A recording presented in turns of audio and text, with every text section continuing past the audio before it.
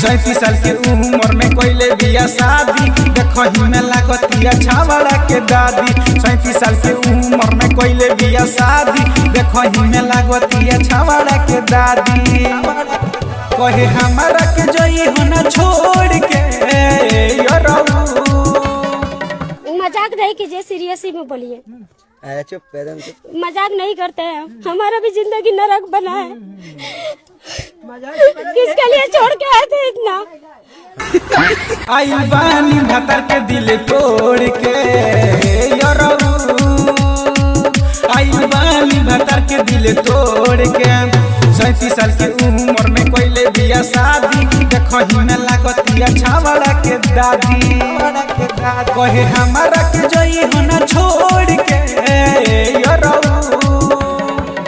आई बानी भतर से दिल तोड़ के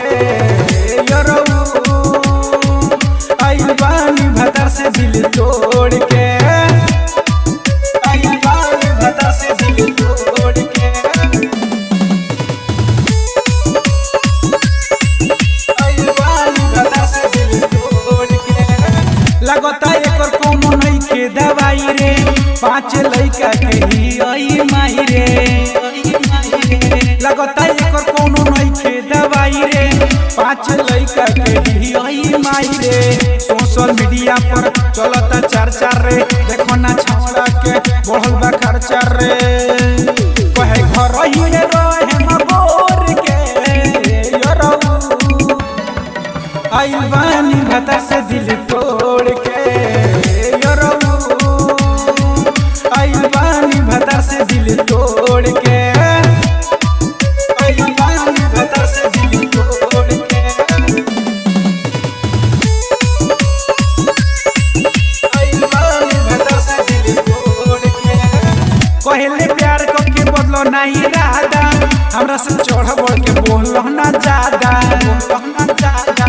कहले प्यार करके बदलो नहीं राधा, हमरा से चढ़ बढ़ के बोलो ना ज्यादा। कली के प्यार देखो मतलब भी हो, करे रिपोर्टिंग राजू चल देले जल्दी हो। रख देले बड़ा हमके झकझोर के आई बानी भतर से दिल तोड़ के आई बानी भतर से दिल तोड़